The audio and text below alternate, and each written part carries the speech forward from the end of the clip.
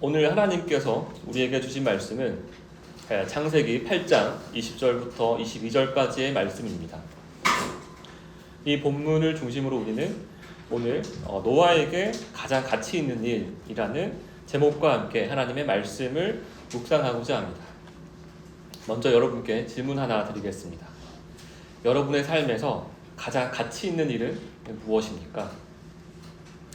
물론 우리는 이 자리에 그리스도인이라는 신분으로 모였기에 모두들 예배입니다 라고 머릿속으로 대답하셨을 것이라 믿습니다. 그렇다면 이 질문에 대한 조금 더 솔직한 답을 스스로 점검할 수 있도록 보조 질문을 드려보도록 하겠습니다. 여러분은 하루 중 어떤 일에 가장 많은 시간을 할애하고 계십니까? 그리고 어떤 일을 가장 우선순위에 두고 계십니까? 이 질문들을 곰곰이 생각해 보십시오. 그리고 여러분의 마음속에도 동일한 답, 예배입니다 라고 확신 있게 말씀할 수 있는지 스스로 생각해 보시길 바랍니다. 이제 오늘 여러분께 드렸던 첫 번째 질문을 다시 한번 드려보겠습니다. 여러분의 삶 속에서 가장 가치 있는 일은 무엇입니까? 오늘은 이 질문에 대한 답을 창세기 8장 20절에서 22절까지의 말씀을 통해 함께 살펴보고자 합니다. 여러분, 우리가 지난 9월부터 계속해서 창세기 말씀을 살펴보고 있습니다. 지난 시간 우리가 어떤 말씀을 살펴보았는지 기억이 나십니까? 오늘이 창세기 8장 20절부터 시작을 하기 때문에 지난 시간에는 창세기 19절까지의 말씀을 살펴보았습니다. 정확하게는 8장 1절부터 19절까지의 말씀을 살펴보았는데 혹시 내용이 어떤 내용이었는지 기억이 나십니까? 네, 다들 기억이 나실 줄로 믿습니다. 그 내용은 노아와 그의 가족 그리고 방주와 함께 있었던 모든 생물들이 마침내 방주에서 나와서 새롭게 창조된 땅으로 나오게 된 장면이었습니다. 그렇다면 여러분, 노아가 방주 안에서 얼마나 오랜 시간을 보냈는지 혹시 아십니까? 무려 노아는 방주에서 1년여의 시간을 방주 안에서 생활하였습니다. 그 긴 시간 동안 노아는 하나님의 인도하심을 신뢰하며 인내함으로 기다렸습니다. 그리고 마침내 모든 것이 회복된 새로운 땅에 첫 발을 내딛게 된 것입니다. 그렇다면 방주에서 나온 노아는 새롭게 살게 될 땅을 어떤 마음으로 받아들였을까요? 그리고 노아가 새 땅에서 가장 먼저 했던 행동은 무엇이었을까요? 이 질문에 대한 답이 기록되어져 있는 창세기 8장 20절 말씀을 함께 읽어보도록 하겠습니다. 20절 말씀 함께 읽어보도록 하겠습니다. 노아가 여호와께 제단을 쌓고 모든 정결한 짐승과 모든 정결한 새 중에서 제물을 취하여 번제로 제단에 드렸더니. 여러분, 우리가 잠시 노아가 되어서 1년여 만에 방주에서 내려 완전히 새로워진 땅을 밟는 순간을 한번 상상해 보셨으면 좋겠습니다. 노아가 마주한 세상은 어떤 모습이었을까요? 울창한 숲은 사라졌지만 새로 돋아나는 푸른 싹들과 어린 나무들이 자라고 있음을 보았을 것입니다. 그리고 노아가 살 집은 없었지만 하나님께서 허락하신 마른 땅이 있었고, 알고 지내던 이웃들은 더 이상 볼 수가 없었지만 하나님의 은혜로 보호받은 가족과 방주에 함께 있었던 짐승들이 함께 있었음을 보았을 것입니다. 이 하나님께서 약속하신 마른 땅, 새 땅에 도착했을 때 노아의 마음은 감사한 마음과 기쁜 마음으로 가득했을 것입니다. 무질서와 혼돈 그 자체에서 다시금 새로운 생명들이 살아갈 수 있는 마른 땅을 만들어 주신 하나님의 은혜에 크게 놀라워했을 것입니다. 그러나 동시에 적막함과 막막함, 그리고 두려움과 부담감도 함께 밀려왔을지도 모릅니다. 왜냐하면 생육하고 번성하고 충만하라는 하나님의 사명을 잘 감당하기 위해서는 이제 앞으로 어떻게 해야 하나, 어찌할 바를 알지 못했을 수도 있기 때문입니다. 그 복잡 미묘했을 상황 속에서 방주에서 내린 노아가 가장 먼저 한 일은 무엇이었습니까? 창세기 8장 20절은 이렇게 기록하고 있습니다.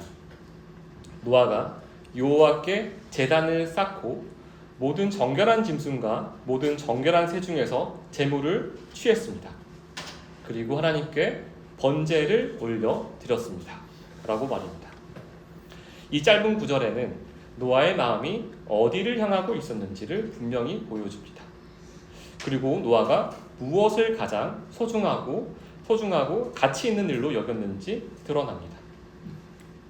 노아는 하나님께서 약속하신 새 땅, 씨를 유전할 수 있는 이 마른 땅에 도착하자마자 가장 먼저 행한 일이 바로 하나님께 예배드리는 것이었습니다. 노아와 노아의 가족의 생존을 위한 집을 짓는 일이라든지 그들이 먹고 살기 위해 땅을 경작하는 일보다 가장 우선시 되었던 것은 하나님께 제단을 쌓고 정결한 제물을 드려 번제를 하나님 앞에 올려드리는 일이었습니다. 그렇다면 노아는 왜 하나님께 제사를 드렸을까요? 홍수 심판 속에서 살려주신 은혜에 대한 감사였을까요? 앞으로 살 수 있는 새 땅에 주신 것에 대한 또 다른 감사였을까요? 아니면 앞으로 생육하고 번성해야 하는 하나님의 무거운 사명 앞에 감사보다 불안이 앞서 하나님과 어떤 모종의 거래를 시도했던 것은 아닐까요? 마치 이렇게 말입니다. 하나님, 제가 가진 것 중 가장 귀한 재물을 드리오니 저의 두려움과 걱정을 거두어 주시고 저를 책임져 주시옵소서 라고 말입니다. 그렇다면 여러분, 오늘 본문을 살펴보기 전에 우리가 짚고 넘어가야 할 가장 중요한 축은 지금 노아가 드리는 제사의 목적입니다. 여러분은 제사의 목적을 잘 알고 계십니까? 제사의 목적을 간략하게 또 간단하게 소개해드리자면 이렇습니다. 죄인인 인간과 의로우신 하나님 사이의 관계를 회복함으로써 누리게 되는 교제가 바로 제사의 목적입니다. 다시 말해 제사를 통해 얻게 된 회복된 교제 속에서는 중보자의 희생과 또 순종, 죄인의 회개, 그리고 회복된 관계를 통해 드러나는 하나님의 영광이 담겨져 있습니다. 그렇게 하나님과 교제를 회복함을 통하여서 드리는 이 제사, 곧 하나님께서 받으시는 제사가 되기 위해서 우리가 어떻게 제사를 드려야 하는지, 또 제사 드릴 때 무엇이 가장 중요한지 아는 일은 우리 삶에서 중요한 일입니까? 중요하지 않은 일입니까? 매우 중요한 일일 것입니다. 그렇다면 이제부터 오늘 본문 창세기 8장 20절 말씀에 기초하여 제사를 드릴 때 필요한 세 가지 요소를 하나씩 살펴보는 시간을 갖도록 하겠습니다. 제가 20절 말씀을 다시 한번 읽어보도록 하겠습니다. 노아가 여호와께 제단을 쌓고 모든 정결한 짐승과 모든 정결한 새 중에서 제물을 취하여 번제로 제단에 드렸더니 20절 말씀처럼 제사를 드리기 위해서는 첫째로 제사를 드릴 장소, 제단이 필요하고, 둘째, 제사에 사용될 희생 제물이 필요합니다. 또 마지막으로 제사를 드리는 방법이 소개되어져 있어서 제사를 드리는 방법 역시 필요합니다. 이 제사를 드릴 때 첫 번째 요소인 제단, 즉 제사를 드리는 장소에 대해 먼저 살펴보도록 하겠습니다. 여러분, 만약 노아에게 하나님의 계획에 대한 믿음이 없었다면 어떤 일이 벌어졌을까요? 노아는 교만한 마음으로 이렇게 말하며 불평했을지도 모르겠습니다. 하나님, 이 넓고도 넓은 땅 중에서 왜 하필 이 땅입니까? 하나님께서는 왜 하필 이 땅을 택하여서 저에게 주셨습니까? 물론 지금 주신 이 땅이 아주 나쁜 곳은 아니지만 조금 더 좋은 땅을 주실 수는 없으셨습니까? 또는 반대로 이렇게 말했을 수도 있습니다. 하나님, 만약 저에게 주신 이 땅보다 훨씬 더 척박한 땅을 허락하셨다면 오히려 그 땅을 더 드라마틱하게 변화시킴으로써 하나님의 영광이 더 크게 드러날 수도 있었을 것입니다. 그러니 저는 이 땅에 만족하지 않고 하나님께 더 나은 예배를 드리기 위해 땅을 찾아 떠나보도록 하겠습니다. 이 모든 건 다 하나님의 영광을 위한 일이기 때문입니다. 이런 불평과 불만 그리고 교만한 어딘가 낯익은 모습 아닙니까? 믿음이 결여된 내적 질문들을 오늘날 현대인의 언어로 바꾸면 다음과 같을 것입니다. 나는 왜 이 가정에서 태어났을까? 왜 하필 나는 여기서 일하고 있을까? 왜 이 동네, 이 직장, 이 교회일까? 여기보다 더 나은 곳은 없을까? 나는 이곳에 있을 사람이 아닌데 하나님은 도대체 뭐 하시는 걸까? 혹시 하나님이 나를 잊으시는 것은 아닐까? 사실 이러한 불만 섞인 질문들은 우리 자신 안에서도 또 우리 주변 이웃들 가운데서도 어렵지 않게 찾아볼 수 있는 모습입니다. 여러분, 왜 이런 반응이 나타나는지 아십니까?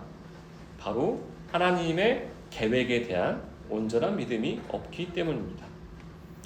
하나님의 뜻보다 자신의 판단과 기준이 더 옳다고 여기는 태도, 이는 겉으로는 하나님을 위하고 섬기는 것처럼 보여질지 모르지만 본질적으로는 신앙을 가장한 자기 중심적인 삶에 불과합니다.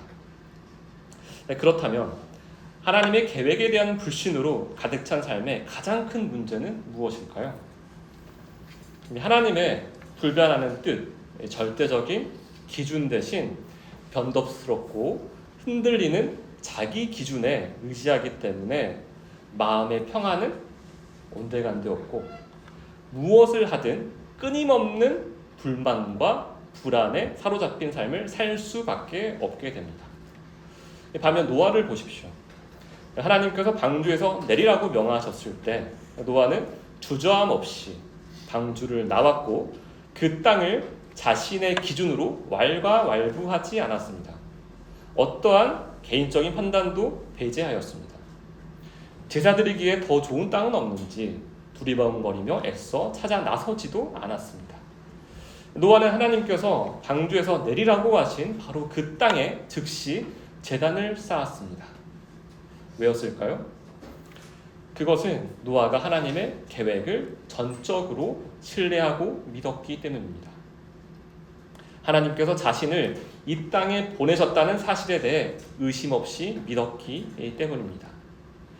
노아에게는 하나님의 말씀을 따르는 것 외에 더 나은 판단이나 더 나은 길이란 존재하지 않았던 것입니다. 이제 제사에서 첫 번째 요소였던 제단에 이어서 두 번째 요소인 제물, 특히 노아가 정결한 제물에 대해 보였던 태도를 함께 살펴보도록 하겠습니다. 여러분, 하나님께서 노아에게 방주에 들어가기 전에 정결한 짐승은 암수 7씩 데려와 준비시켰던 이 말씀을 기억하십니까? 그렇다면 만약 노아에게 하나님께서 준비시키신 이 정결한 제물에 대한 믿음이 노아에게 없었다면 어떤 일이 벌어졌을까요? 믿음이 없었다면 노아는 하나님께 이렇게 말했을지도 모르겠습니다. 하나님, 이 넓은 땅에서 우리가, 내가, 내 가족이 어떻게 살아가겠습니까? 정결한 짐승들은 지금 우리에게 아주 귀한 자산입니다. 지금 당장 하나님 앞에 제사를 드리기보다는 우선 이 동물들을 잘 번식시켜서 수가 충분히 늘어난 다음에 그때 더 정성스럽게 하나님께 드리면 굉장히 효율적이지 않겠습니까? 혹시라도 나중에 제물을 하나님께 드려야 할 상황에 정결한 제물이 하나도 남아있지 않는다라면 그것이야말로 하나님께 불경한 일이 아니겠습니까? 저는 단지 최악의 상황을 미리 대비하고자 지금은 하나님께 감사한 마음만 간직한 채 제사의 때를 좀 더 기다려보겠습니다 라고 말입니다. 또는 이렇게 말했을 수도 있습니다. 하나님, 저는 방주 안에서 정결한 동물들 뿐만 아니라 정결치 않은 동물들 역시 같은 마음으로 돌보았습니다. 비록 하나님께서 정결치 않는 동물들은 한 쌍씩밖에 주시지 않았지만 그중 일부는 더 이상 제게 필요하지 않으니 하나님께 풍성히 제사 드리는데 사용하도록 하겠습니다. 정결한 동물은 아무래도 의복이라던가 생활용품을 만들 때 여러모로 쓸모가 있을 것 같습니다. 정결치 않은 동물이라도 제가 정성을 다해 예를 갖추고 격식을 차려 제사를 드리면 하나님께서 기쁘게 받으시지 않으시겠습니까? 여러분, 이 모습도 낯선 모습입니까? 낯설지 않은 모습입니까? 낯설지 않은 모습입니다. 왜냐하면 그리고 저희가 이 정결한 지금 노아가 믿음이 없을 때, 만약에 믿음이 없을 때 이 정결한 지물을 지금 당장 드려야 하는 이 긴급성을 모른다는 말은 과연 무슨 뜻입니까? 이것은 자신이 처한 영적 상태를 제대로 인식하지 못하고 있다는 분명한 증거가 됩니다. 게다가 정결한 제물 대신에 다른 제물로도 대체할 수 있다라고 생각하는 이유의 이 뿌리가 무엇이겠습니까? 그 생각의 뿌리에는 인간의 노력과 선행이 구원에 영향을 줄 수도 있다라는 이 잘못된 믿음이 자리하고 있기 때문입니다. 다시 말해 정결한 제물은 오직 하나님만이 준비하실 수 있으며 이 정결한 제물이 없이는 우리는 단 한순간도 살 수 없는 존재임을 믿지 않고 있다라는 명백한 근거가 됩니다. 여러분, 하나님 앞에서 예배 드릴 때 혹시 이런 마음을 가져보신 적은 없으십니까? 이 하나님께 드리는 마음이 중요하지 꼭 예수님만이 중보자가 되셔야 합니까? 예배 시간에 하나님의 말씀을 가볍게 여기면서도 그 부족함을 감추기 위해서 교회 봉사에 열심을 내거나 말씀에 순종하는 대신에 물질적인 헌신으로 하나님과 거래하려 한 적은 없으십니까? 또는 이렇게 말하며 예배를 미뤄보신 적은 없으십니까? 하나님, 지금은 제 상황이 너무 어렵습니다. 이 일이 마무리되면 그때는 말씀도 잘 듣고 기도도 열심히 잘 하겠습니다.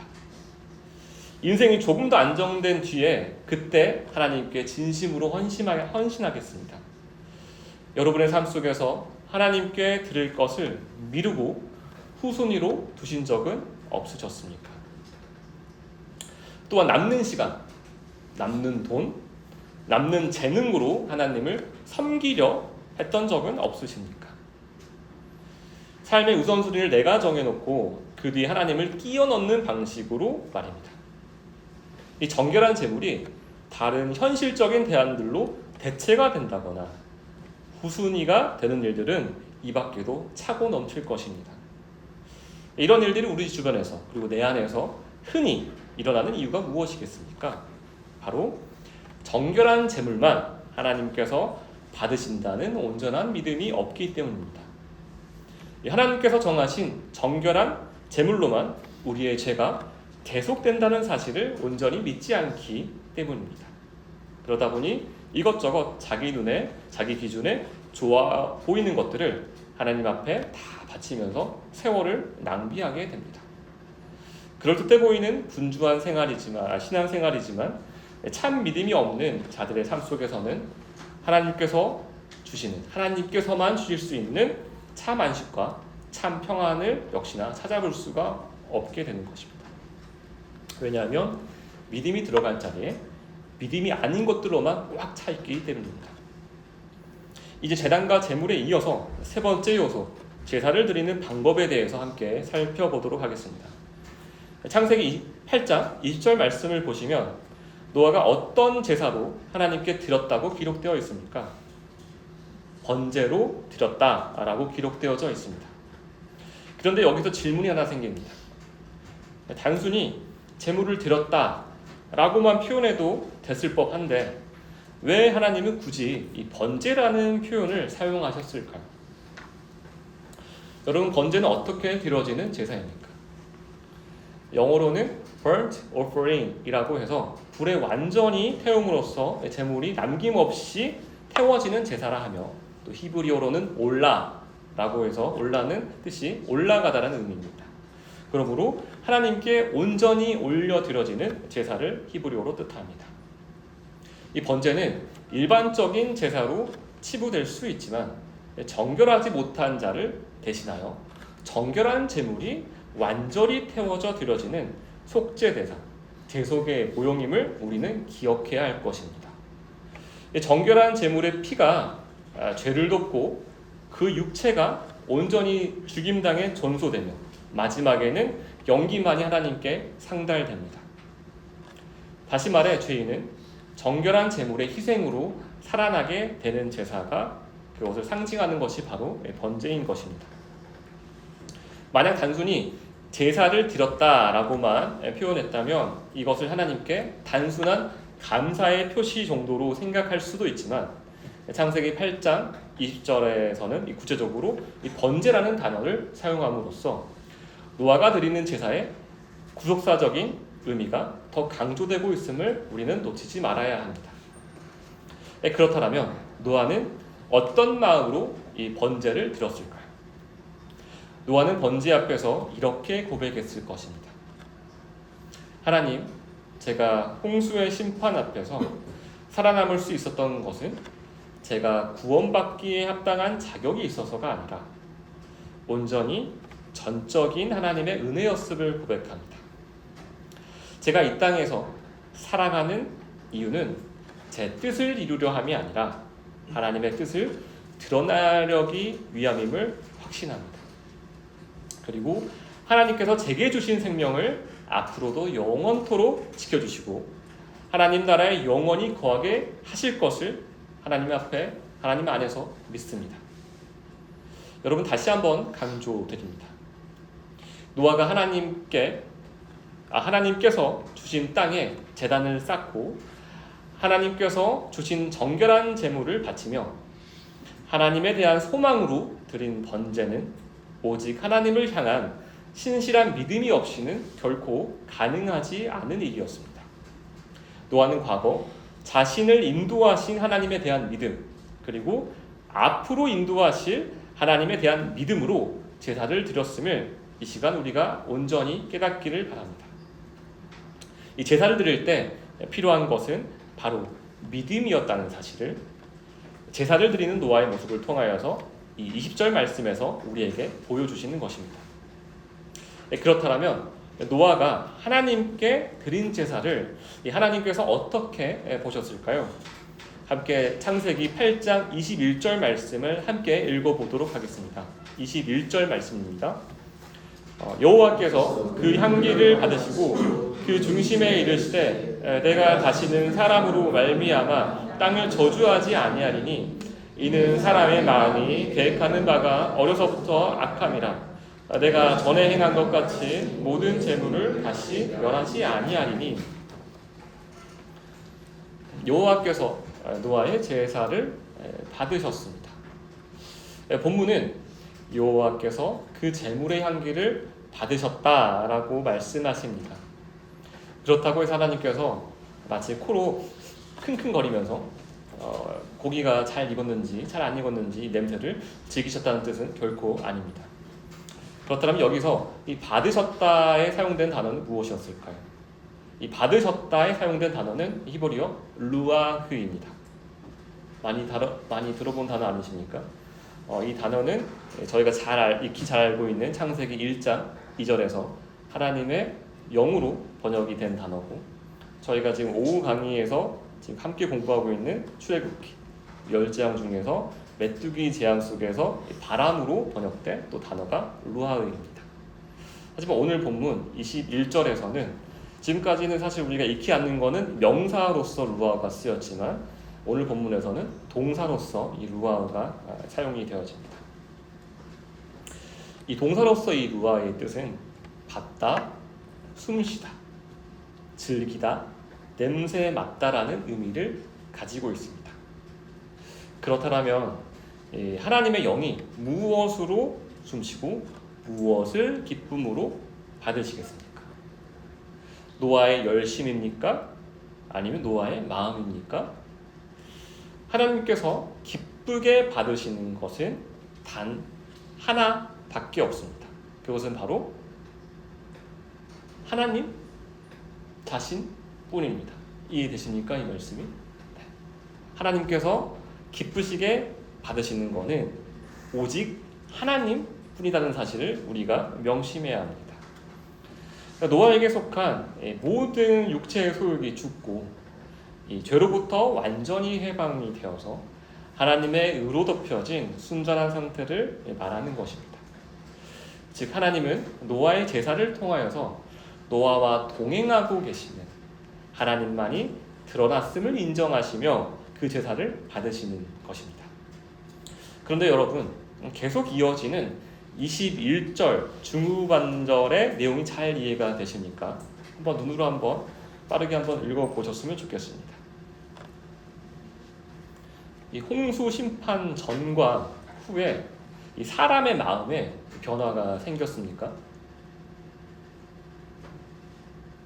21절을 쭉 보시면 심판 전과 후에 사람의 마음에 어떤 본질적인 변화가 있었습니까? 우리는 지난 시간 함께 살펴본 창세기 7장을 통하여서 홍수 심판이 얼마나 강력하고 두려운 사건이었는지를 모두가 기억하실 것입니다. 이 홍수 심판은 천하의 높은 산들을 다 잠기게 한 사건이었으며 땅 위에 움직이는 모든 생명을 다 죽인 멸하신 사건이었으며 무려 150일 동안 물이 땅을 뒤덮었던 사건이었습니다. 그러나 그렇게 모든 것을 휩쓸어 버렸던 이 홍수 심판조차도 사람을 선하게 만들었습니까? 만들지 못했습니까? 네, 만들지 못했습니다. 그리고 그 말은 즉 죄를 제거하지 못했다라는 말입니다. 다시 말해 홍수 이후 살아남은 노아와 그의 가족 안에는 죄가 여전히 존재했다라는 말입니다. 하나님의 말씀은 이것을 어떻게 표현합니까? 사람의 마음이 계획하는 바가 어려서부터 악함이라, 여기서 어려서부터라는 이 해당하는 이 히브리어는 나우르인데 이는 단순히 어린 시절 그 시기만을 뜻하는 것이 아닙니다. 이 유년 시기는 이 죄에 근거한 자신의 의사결정이 분명히 드러나기 시작하는 때입니다. 다시 말해서 하나님께서는 확증적으로 발현되는 이 인간에 대한 책임을 인간에게 지금 묻고 계시는 것입니다. 만약 하나님께서 죄에 대한 책임을 우리 삶 속에서 그때 묻고 계신다면 우리는 어떻게 되겠습니까? 매일 하나님의 심판을 받을 수밖에 없는 것입니다. 다시 말하면 하나님께서 살려주실 때마다 계속적으로 죽을 수밖에 없는 그런 상태에 빠질 수밖에 없게 되는 것입니다. 이 하나님의 공의로운 심판 앞에서 그 누구도 피할 길이 없으며 매일의 새날이 곧 최후의 날이 될 것입니다. 그런데 말입니다. 이 21절 중후반절의 이 내용은 사람의 이해로는 도저히 논리적으로 이해가 되지 않는 놀라운 장면이 기록되어져 있습니다. 이 창세기 8장 21절 후반절은 이렇게 이어집니다. 사람이 여전히 악할지라도 다시는 물로 심판하지 않겠다라는 하나님의 약속이 기록되어져 있습니다. 이게 무슨 말입니까? 창세기 6장 11절에서 13절 말씀 한번 보시겠습니까? 창세기 6장 11절에서 13절에서는 동일한 이 부패함을 하나님께서 목도하시고 나서 어떤 결정을 내리셨죠? 하나님께서 홍수 심판을 결정하시고 홍수 심판을 실제로 내리십니다. 근데 이제 오늘 본문은 이제 8장 21절에서는 사실 부패함이 다른 부패함이 아니라 같은 부패함입니다. 그 같은 부패함을 하나님께서 목도하심에도 불구하고 하나님께서는 같은 결정을 내리십니까? 다른 결정을 내리십니까? 다른 결정을 내리십니다. 즉 심판을 유보하십니다. 그렇다면 노아의 제사가 하나님의 마음을 바꾸어 놓기라도 한 것일까요? 만약 노아가 제사를 드리지 않았다면 지금 우리가 서 있는 이 땅도 우리 자신도 심지어 이 지구도 존재하지 않았을까요? 그렇다면 노아는 만약에 그렇다면 노아는 인류 역사에서 길이길이 기억돼야 할 영웅이 돼야 되지 않겠습니까? 우리가 노아를 또 받들어야 되지 않겠습니까? 하지만 여러분, 조금 전 함께 묵상했던 창세기 8장 20절에 등장하는 제사 장면에는 누구의 모습만이 드러나 있습니까? 바로 방주에서 노아를 인도하셨던 분, 정결하지 못한 노아를 위해 정결한 제물을 준비하셨던 분, 그리고 그 정결한 제물의 순종을 기뻐 받으셨던 분, 노아와의 관계를 회복시키셨던 분, 오직 하나님만이 드러났음을 우리가 분명히 확인했습니다. 노아가 드린 제사는 하나님과 어떤 거래를 하기 위한 것도 아니었고, 더 나아가 하나님께서 이 죄밖에 지을 줄 모르는 이 연약한 인간들을 불쌍히 여기시거나 연민에 이끌려서 마음을 바꾸신 것도 아니었습니다. 이 하나님께서 다시는 물로 세상을 심판하지 않겠다라고 굳게 스스로 다짐하신 이유는 인간에게 그럴 만한 공로나 능력이 있었기 때문이 아니라 오직 하나님의 선하신 계획과 전능하신 능력에 근거한 은혜였음을 오늘 본문을 통하여서 우리에게 선명하게 말씀하고 계시는 것입니다. 사실 21절 말씀을 얼핏 보면 하나님께서 뜻을 바꾸신 것처럼 보일 수 있지만 아이러니하게도 이 21절 말씀은 오히려 우리를 향한 하나님의 불변하신 뜻을 더욱 분명하게 드러내고 있음을 우리는 확인해야 할 것입니다. 마치 하나님께서 이렇게 말씀하시는 것과 같습니다. 사람들은 스스로 자신을 구원할 능력이 전혀 없음을 이제 너희가 분명히 알겠느냐? 너희를 구원할 수 있는 힘은 오직 나의 자비와 은혜뿐임을 깨달아야 한다. 내가 나의 뜻을 계시하는 목적은 너희를 심판하기 위함이 아니라 구원하기 위함이다 라고 말입니다. 그러므로 노아처럼 진실로 하나님의 은혜를 믿고 소망하는 자는 이 죄성이 개가 천선하여 거룩하게 변하는 것이 아님을 우리는 오늘 이 시간 확실하게 깨달아야 합니다. 이게 무슨 말이냐면 하나님의 강력한 이 거룩함이 그 죄성을 덮어버리고 압도하여서 하나님의 능력 아래 온전히 다스림을 당하게 된다는 것입니다. 여러분, 우리가 오늘 본문 말씀을 통해 기억해야 할 사실은 그리스도의 능력이란, 그리스도인이 우리가 하나님 안에서 갖게 되는 능력이란 죄가 의로 변하는 것이 아니라 의의 능력이 죄의 영향력을 완전히 꽂고 완전히 무력화시킨다는 사실입니다. 그래서 성경은 노아를 여호와께 은혜를 입은 자라고 기록했고, 여호와께서 하나님께서 노아를 의인이라 칭해 주시고 불러 주신 것입니다. 이것이 바로 하나님과 동행하는 자만이 누리는 놀라운 특권입니다. 그렇다면 여러분, 하나님께서는 이 심판을 유보하시고 이 땅에 어떤 은혜를 새겨 놓으셨는지, 또 우리로 하여금 어떤 은혜를 누리게 하셨는지 오늘 본문의 마지막 절 창세기 8장 22절을 통하여서 함께 살펴보도록 하겠습니다.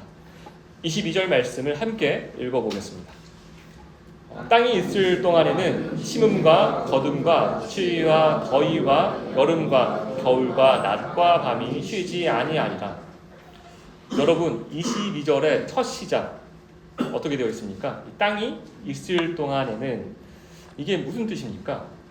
이 땅이 언젠가 없어질 것이라는 이 전제를 깔고 땅이 있을 동안에는 이라는 이 한시적인 표현을 사용하고 있음을 우리는 주목해야 합니다.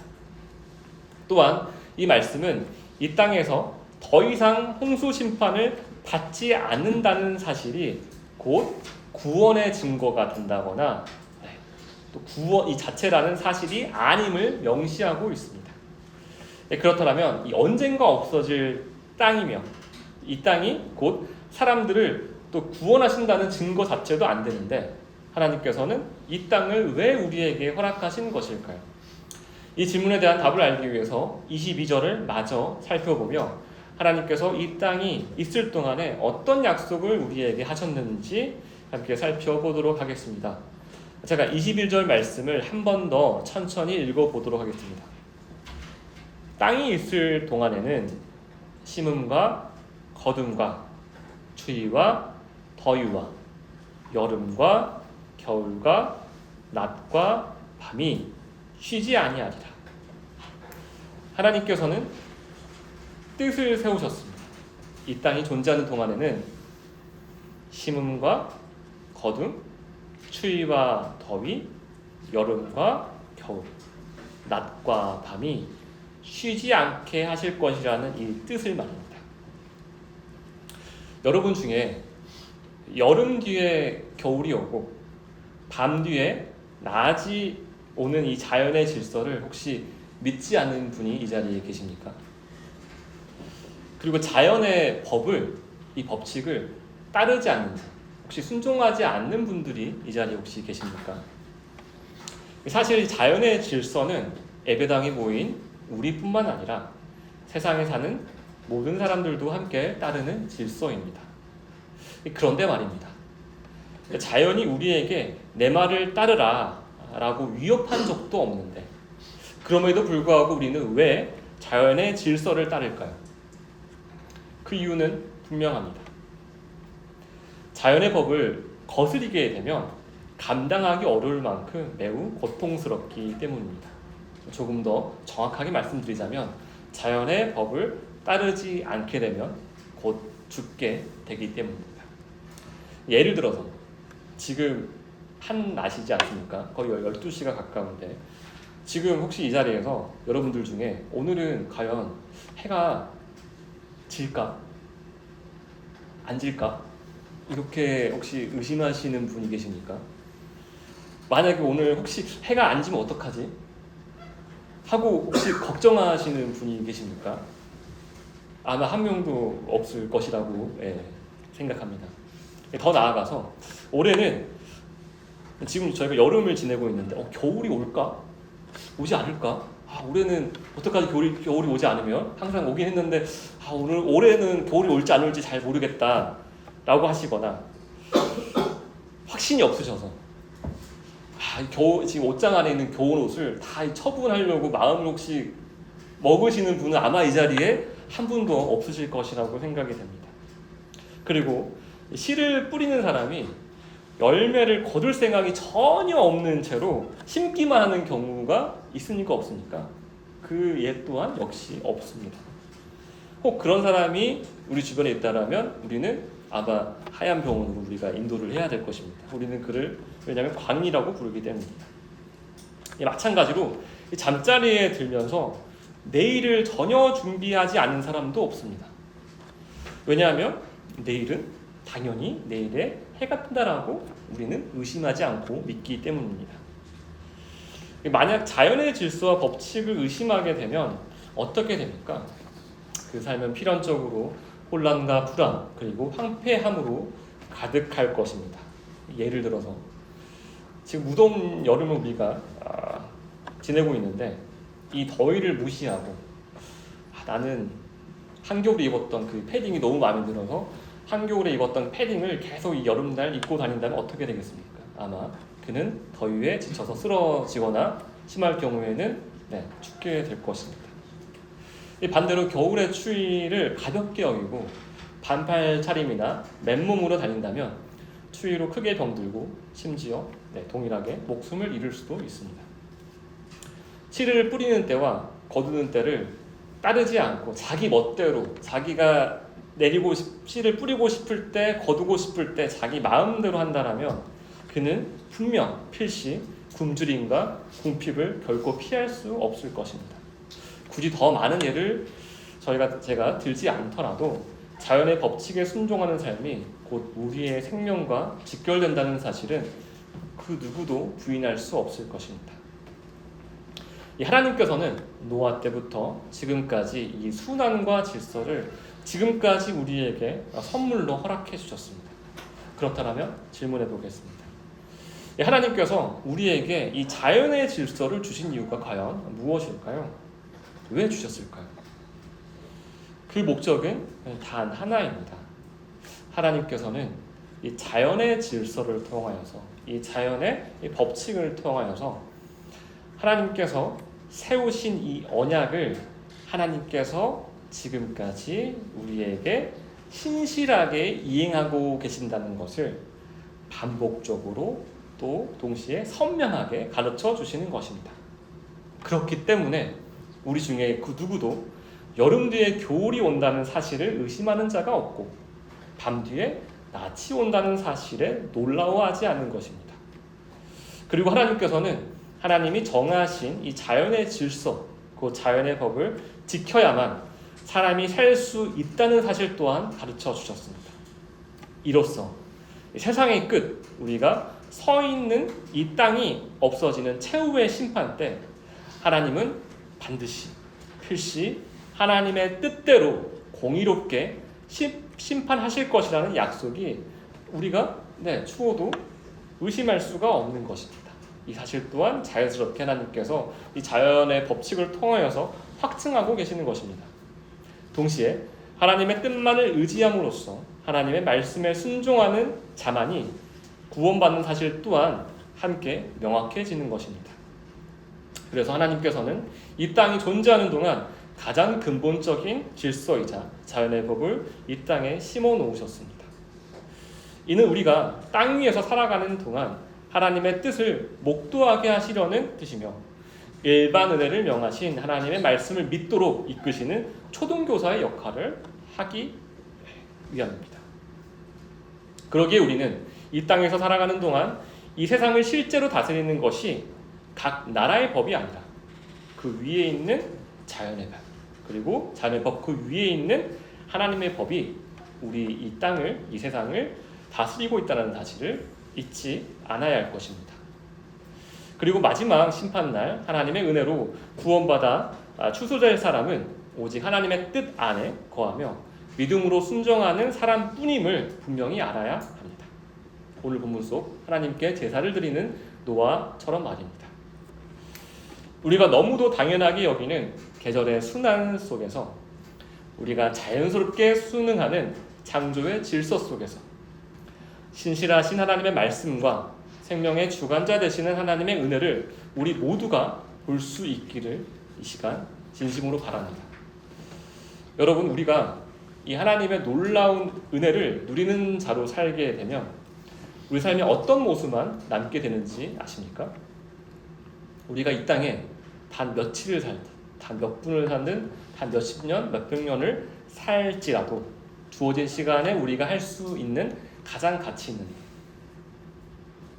일은 바로 하나님께 예배드리는 일, 하나님께 제사드리는 일밖에 없게 됨을 우리가 이 시간 명확하게 더욱이 선명하게 아셨으면 좋겠습니다. 매일매일 날씨를 우리가 확인하지 않습니까? 그 매일매일 우리가 날씨를 확인하듯이 매일매일 하나님의 말씀을 볼 수밖에 없는 삶이 우리의 모두의 삶이 되시길 바랍니다. 하나님의 뜻대로 살지 않으면 죽는다는 사실을 모든 자연의 이 질서뿐만 아니라 하나님께서 우리에게 주신 이 말씀을 통하여서 깨닫는 삶이 우리 모두의 삶이 되시길 바랍니다. 여러분, 말씀을 맺겠습니다. 여러분, 우리가 지금 밟고 있는 이 땅이 하나님께서 우리 각자에게 주신 예배의 자리임을 믿으십니까? 우리가 지금 이 서 있는 땅이 하나님께서 주신 마른 땅, 새 땅임을 여러분은 진심으로 진실로 믿으십니까? 그리고 하나님의 약속이 신실하게 지켜지고 있는 이 동시에 하나님의 은혜의 땅임을 믿으십니까? 오늘 설교를 시작할 때 제가 드렸던 첫 번째 질문, 나의 삶에서 가장 가치 있는 일은 무엇입니까? 라는 이 질문과 함께 이번 주 묵상하시는 하루 되시길, 한 주 되시길 바랍니다. 기도드리겠습니다.